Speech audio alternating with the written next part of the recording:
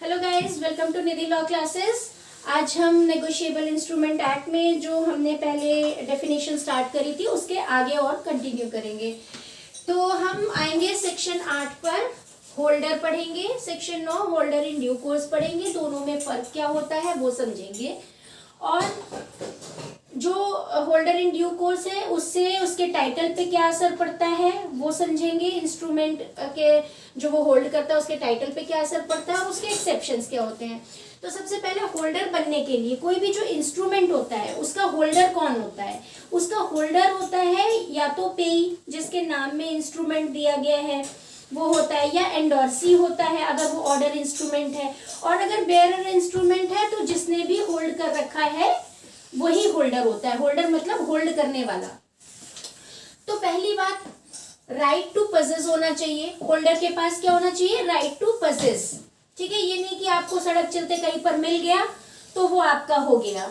अगर वो आपके नाम में एंडोर्स्ड है, आप पेई हैं, तो ही आप को वो राइट टू पजेस है, या बेयरर में आपको किसी ने दिया है। ठीक है, फिर right to recover the amount due. आपके पास मान लीजिए आपका नाम उस पर एंडोर्स्ड नहीं है तो फिर आप भले ही उसको होल्ड कर रहे हैं लेकिन आपको right to recover the amount नहीं है। तो ये दोनों कंडीशंस होनी चाहिए तब कोई भी बनता है होल्डर।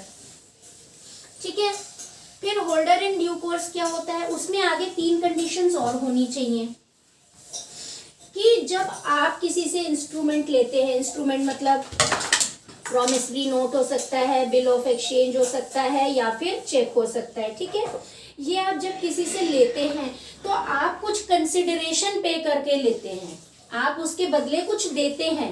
ठीक है, तो आप जो होते हैं होल्डर से होल्डर इन ड्यू कोर्स हो जाते हैं।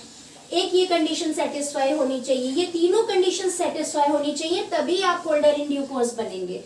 दूसरी कंडीशन क्या है? मैच्योरिटी से पहले, अगर वो इंस्ट्रूमेंट में मैच्योरिटी की डेट दी हुई है तो मैच्योरिटी से पहले आपको उसे एक्वायर कर लेना चाहिए कंसिडरेशन देके। तीसरी चीज क्या है? आपको गुड फेथ में लेना चाहिए इंस्ट्रूमेंट, मतलब कि आपको अगर पता है कि ट्रांसफरर ने फोर्जरी करके लिया है ट्रांसफरर ने चुरा के लिया है, उसका टाइटल गुड नहीं है। जैसे कि कोई एंडोर्सर है, एंडोर्सर उसने किसी को एंडोर्स कर दिया, एंडोर्सी है, एंडोर्सी को ये पता है कि ये जो एंडोर्सर है इसने चुराया था, तो ये गुड फेथ में नहीं ले रहा एंडोर्सी। ठीक है, अगर गुड फेथ नहीं हुआ तो भी आप होल्डर इन ड्यू कोर्स नहीं बनेंगे। फिर अगर आपने मैच्योरिटी के पहले नहीं एक्वायर किया तो भी नहीं बनेंगे, और कंसिडरेशन नहीं पे किए जैसे गिफ्ट वगैरह के केस में तो भी आप होल्डर इन ड्यू कोर्स नहीं बनेंगे। तो ये चीज एक हो गई।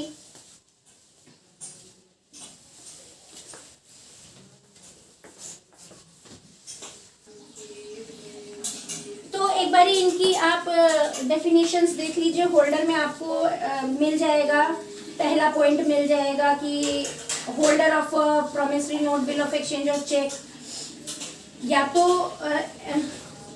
और cheque means any person entitled in his own name to the possession thereof and to receive or recover the amount due. यही 2 बातें आ गई। ठीक है,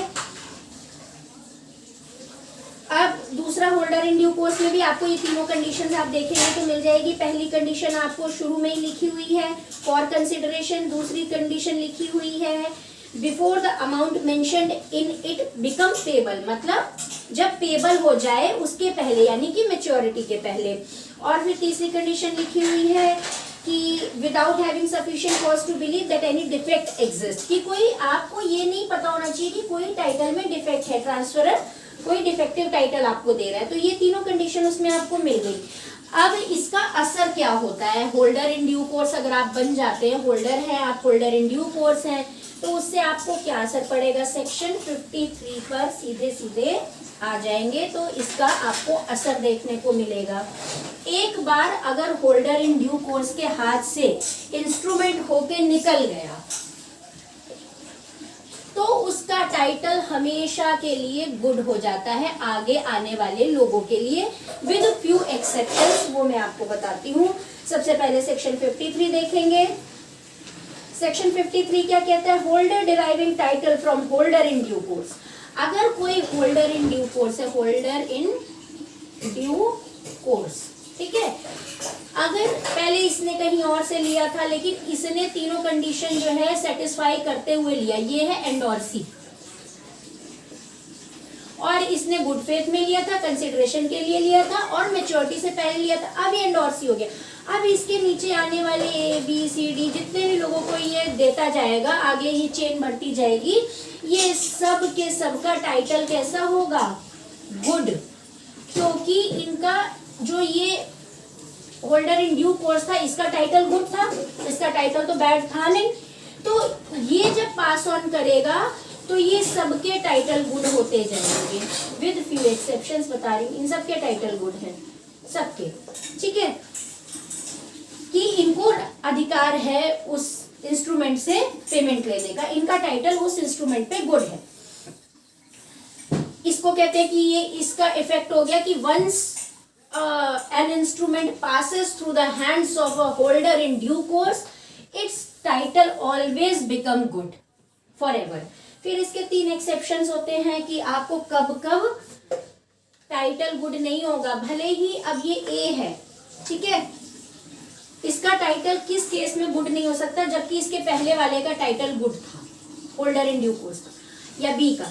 अगर ये जो है फोर्जरी के थ्रू आता है, किसी ने साइन फोर्ज करके एंडोर्स कर दिया, ठीक है, ए ने जो है ये जो इसने जो है क्या किया कि साइन फोर्ज कर दिए, किसी और के बना दिए जिसके नाम में एंडोर्स था, और इसने आगे जो है ट्रांसफर कर दिया।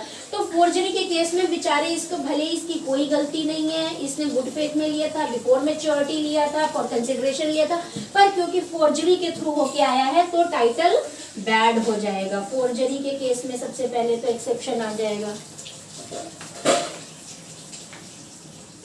एक्सेप्शंस हम यहाँ लिख देते हैं, exceptions when title will not be same as of transferor. भाई ट्रांसफेरी कहाँ से टाइटल लेता है? ट्रांसफेरर से ही तो लेता है ना, सेम एज ऑफ ट्रांसफेरर। जो ट्रांसफेरर का टाइटल है, अगर ट्रांसफेरर के पास वो चीज अच्छी थी तभी तो वो आगे अच्छी पास ऑन करेगा, अगर उसके पास ये चीज सही थी ही नहीं तो वो आगे कैसे पास ऑन करेगा?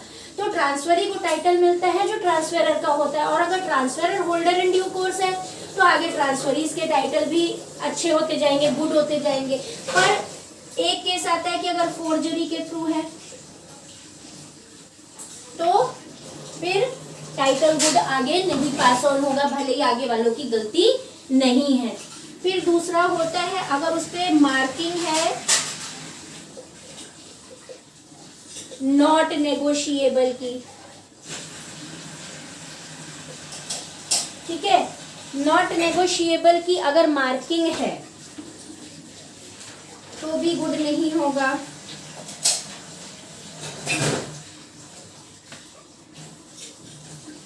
फिर तीसरा आपका आता है कि अगर कोई फ्रॉड्यूलेंट पर्सन है, फ्रॉड्यूलेंट, जिसने पहले कहीं पे यहाँ पे इस चेन में कुछ गड़बड़ करी थी, ए बी सी डी जो भी ये आ रहे हैं, इसने पहले यहाँ चेन में कुछ गड़बड़ करी थी, ठीक है, ये ठीक इसने चुराया था या कहीं किसी गलत तरीके से इसको ये मिला था। अब ये क्या करे कि होल्डर इन ड्यू कोर्स के थ्रू जो है ये इंस्ट्रूमेंट पास हो गया तो इसका टाइटल गुड हो जाए। तो फिर ये यहाँ पे मान लीजिए पी है, ये यहाँ पे इसने गड़बड़ी करी थी, इसने ये फ्रॉड्यूलेंटली इसने लिया था, फ्रॉड्यूलेंटली इसने पाया था क्या, इंस्ट्रूमेंट, पजेस्ड इंस्ट्रूमेंट। अब क्या हुआ, अब इसने होल्डर इन ड्यू कोर्स के हाथ से निकल के गया तो इसका टाइटल गुड, इसका टाइटल गुड, इसका टाइटल, अब ये पी यहाँ पे वापस आ जाए सी के बाद, तो है कि अब मैं फिर से सी ने मुझे एंडोर्स कर दिया तो मेरा टाइटल भी गुड हो जाए। तो क्या इसका टाइटल गुड होगा? नहीं होगा, इसका टाइटल कभी गुड नहीं होगा क्योंकि ये फ्रॉड्यूलेंट पर्सन था। तो अगर ये चेन में आगे कभी आके पजेस भी कर लेता है इंस्ट्रूमेंट को तो इसका टाइटल गुड नहीं होगा।